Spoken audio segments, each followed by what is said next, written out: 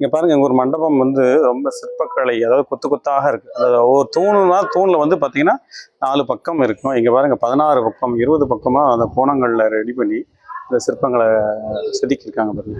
1 inch, அரை inch, அரை அடி சிற்பங்கள், அப்படி சிற்பங்களை பார்க்குறோம். இந்த மண்டபத்தில் பார்த்தீங்கன்னா யாழி வந்து வித்தியாசமாக இருக்குது. இங்கே பாருங்களேன், யாழி எப்படி இருக்கு பாருங்க.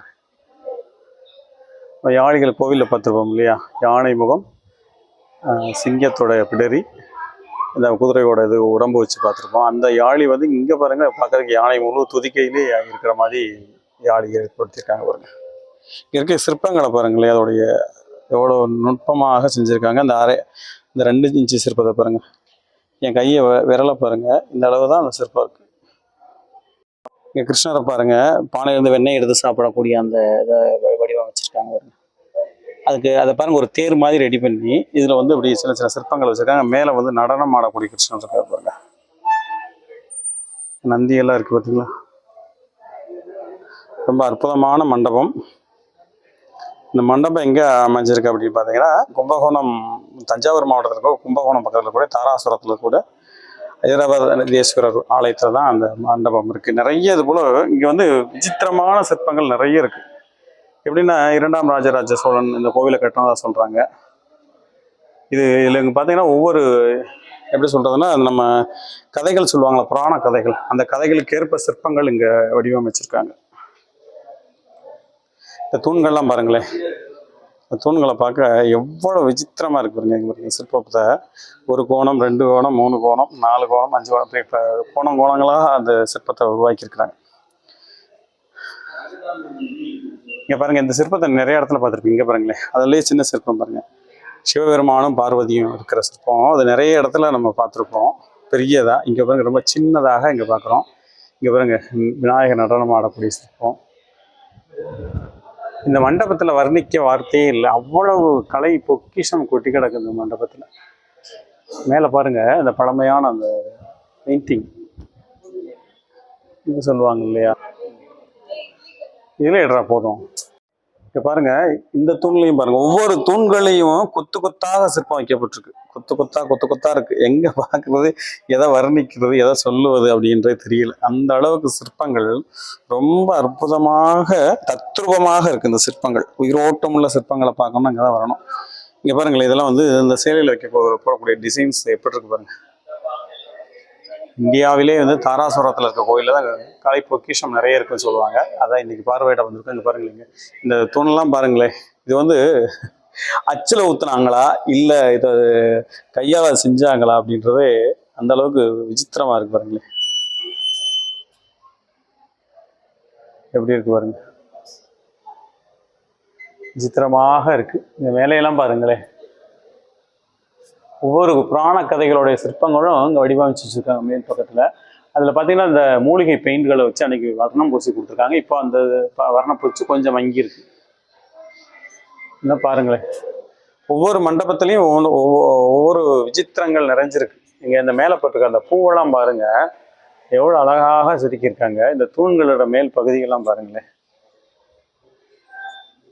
இது வந்து எப்படி அச்சில் வார்த்தது போல இருக்கு. இந்த தூண்கள்லாம் அச்சில் ஊற்றி வார்ப்பாங்க இல்லையா, அந்த மாதிரி ஒவ்வொரு தூண்களை நம்ம பார்க்க முடியுது.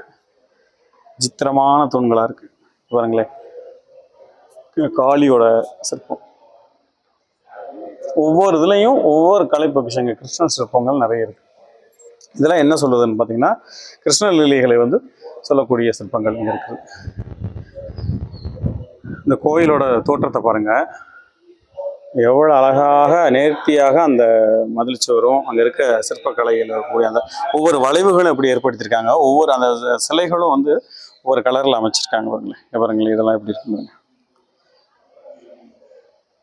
நம்ம தமிழோட கட்டிடக்கலை எந்த அளவுக்கு சிறந்ததாக இருக்குன்னு பாருங்க.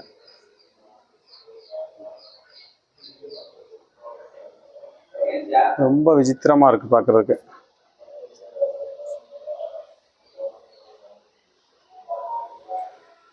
இது ஒரு ஜூ வச்சுருக்காங்க. இது ஒரு சிற்பங்கள் ஒவ்வொன்றும் ஒவ்வொரு விசித்திரமாக இருக்குது. இதில் இருக்கிறதெல்லாம் பாருங்கள், எவ்வளோ அழகாக இருக்குது. இங்கே பாருங்கள், 2 சிற்பம் இருக்குதுல்ல, அம்மாவும் பொண்ணு இருக்கிற மாதிரி. இங்கே பாருங்கள், இதெல்லாம் பாருங்கள், 1 இன்ச்சு தான் இருக்குது. இதெல்லாம் 1 இன்ச்சு சிற்பங்கள். ஒவ்வொரு தூண்லையும் ஒவ்வொரு கலை பொக்கிஷம் இருக்குங்க. கன்னியர் சிற்பம் இருக்கு பாருங்க. இது வந்து ஒரு ஜூ இருக்கு, ஜூவில் வச்சிருக்காங்க.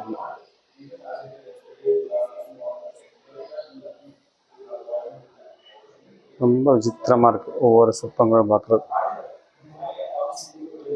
கால பைரவர் சிற்பம் எவ்வளோ நுணுக்கமாக செதுக்கியிருக்காங்க பாருங்க. கால பைரவர் இந்த போட்டிருக்க நகைகள்லாம் எவ்வளோ அழகாக இருக்கு பாருங்க. தமிழ் எழுத்துக்கள் இருக்கு பாருங்க பக்கத்தில்.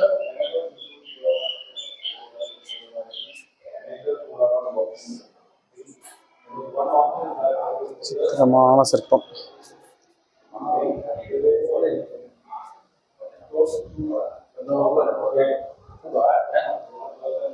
துவார பாலகர சிற்பம்.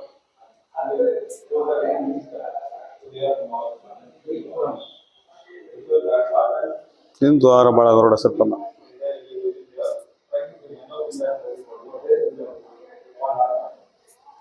பாருங்களேன், சிலைகள்லாம் சிதைக்கப்பட்டிருக்கு.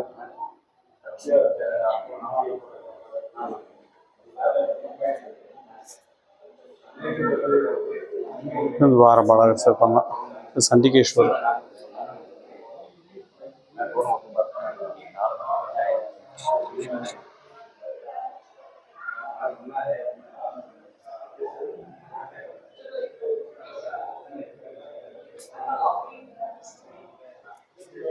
பாருங்க, இதுல 4 நால்வர் வச்சிருப்பாங்க. நாயன்மார்ல 3 பேரோட சிலை வச்சிருக்காங்க பாருங்க.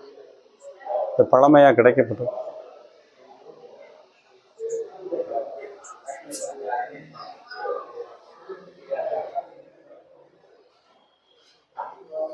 மேல பாருங்க, எவ்வளவு அழகாக கலை நுணுக்கமாக உயிரோட்டமுள்ள சிற்பங்கள் நிறைய இருக்கு. பார்க்கறதுக்கு எவ்வளவு. இங்கே இந்த பக்கம்லாம் அந்த சைடெல்லாம் பாருங்க, எவ்வளவு சிற்பங்கள் இருக்கு.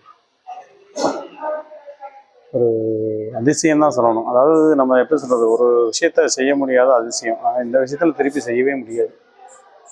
இந்த மாதிரி ஒரு கோயிலை உருவாக்க முடியாது. எவ்வளவு சிற்பங்கள் இங்கேதான் இருக்கு பாருங்க. கொத்து கொத்தா இருக்கு சிற்பங்கள்.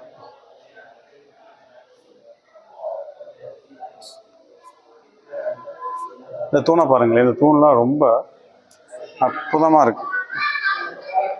தூண்கள்லாம்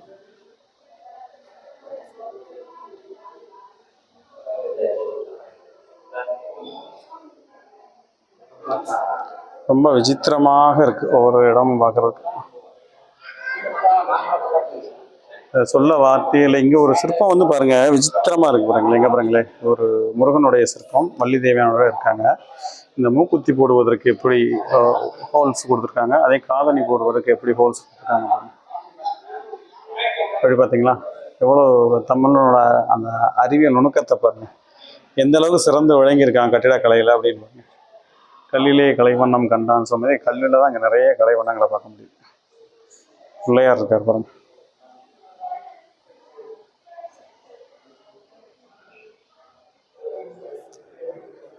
பிள்ளையார் அப்புறம் ரொம்ப அழகாக இருக்காரு. இங்கே ஒரு சிவபெருமான் இருக்கார் பாருங்க. சிவபெருமானுடைய அந்த சிவலிங்கம் பார்ப்பதற்கு ரொம்ப சின்னதாகவும் அழகாகவும் செதுக்கியிருக்காங்க. இந்த மண்டபத்தில் நிறைய அந்த பழமையான சிலைகள் வச்சிருக்காங்க. கண்டிப்பாக நீங்களும் வந்தால் பாருங்கள்.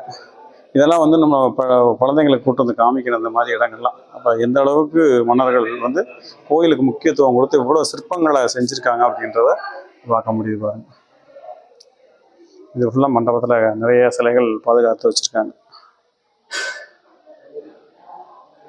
தாராசுரம் ஐதாறு வயசு ஆலயத்தில் இது 2ஆம் ராஜராஜ சோழனால் எழுப்பப்பட்டது இந்த ஆலயம். முருகன் சிலையை பாருங்க. முருகன் சிலையெல்லாம் சேதமடைஞ்சு, அதாவது முன்னாடி வந்து படையெடுப்பு காலங்களில் சேதமடைஞ்ச சிலைகள் இதெல்லாம். 2வது தோண்டி எடுக்கும்போது அங்கங்கே கடப்பாறப்பட்டு உடஞ்சி போகிற மாதிரி இருந்தனால அந்த சிலைகள்லாம் கொண்டு வந்து பாதுகாத்து வச்சுருக்காங்க. இங்கே பாருங்க, ஆவுடையார் லிங்கமும் ஆவுடையார் இருக்கு பாருங்க. இங்கே பாருங்க, எவ்வளவு பெரிய மகா பிரம்மாண்டமான லிங்கோத்பவர்.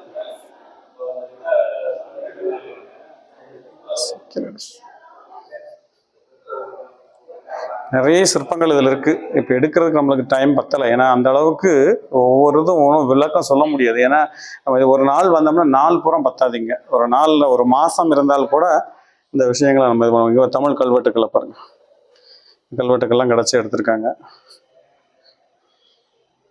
இது ஒரு சிற்பம்.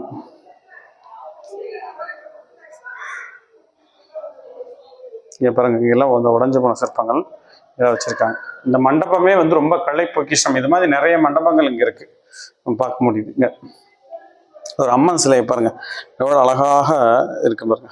அந்த எதை வச்சு இந்த மெருகு போட்டிருப்பாங்கன்றதே தெரியல. ஒவ்வொரு நகைகளும் ஒவ்வொரு அந்த தீ ஜுவாலை, இந்த கிரீடம் இருக்குது பார்த்தீங்களா, அக்னி கிரீடம்னு சொல்லுவாங்க, அதை வச்சுருக்காங்க. இதே பாருங்கள், இங்கே சந்தனம் அரைக்கிற கற்கள் நம்ம நிறைய கலைநயம் மிக்க கற்கள் இருக்குது. இந்த கல், இந்த சில கோயிலில் வந்து சந்தனம் அரைச்சி கொடுக்குறது ஒரு காரியம் பார்ப்பாங்க. அப்படி இந்த சந்தன கற்கள் பல விதமான கற்கள், அதுவே கலைநயமாக செஞ்சுருக்காங்க பாருங்க. மன்னர்கள் செஞ்சு கொடுத்தது எந்த அளவுக்கு மன்னர்கள் வந்து கோயிலுக்கு முக்கியத்துவம் கொடுத்து இந்த மாதிரி நிறைய பொக்கிஷமான விஷயங்கள். நம்ம இந்த கோயிலை நிர்மாணிக்கிறதுக்கு எவ்வளோ நாளாக இருக்கும். இந்த பக்கத்தில் எங்கேயும் மழையே கிடையாது, இவ்வளோ கற்களை கொண்டு வந்து கோயிலை கட்டியிருக்காங்க. ரொம்ப ஆச்சரியமாக அற்புதமாக இருக்குது இந்த தாராசுரம் கோயில். இப்போ இந்த மண்டபத்தை நீங்கள் வந்து முக்கியமாக பாருங்கள், மண்டபம் திறந்து வச்சுருப்பாங்க, கண்டிப்பாக பாருங்கள். இங்கே இருக்க சிலைகள், இந்த சைட்லாம் பாருங்களேன் எப்படி சிலைகள் இருக்குன்னு. ஒவ்வொரு விஷயங்களையும் நம்ம கூர்ந்து கவனிக்க வேண்டிய விஷயமா இருக்குது இங்கே இருக்குது. நம்ம வந்து இங்கே வந்தோம்னா கவலையெல்லாம் மறந்து இந்த மண்டபத்தை, இந்த கோவிலை தரிசிக்கிறதுக்கு நாள் பத்தாது. கண்டிப்பாக நீங்களும் வந்தால் தரிசனம் பண்ணுங்கள், சூப்பராக இருக்குது பார்க்குறதுக்கு. கண்டிப்பாக இது குழந்தைகள் பார்க்கக்கூடிய ஒரு இடம் தான். இதெல்லாம் குழந்தைகள் வருங்கால சந்ததிகள்லாம் தெரிஞ்சுக்கணும் இந்த மாதிரி விஷயங்களை. கண்டிப்பாக நீங்களும் கூட்டு வந்தால் காமிங்க இதை.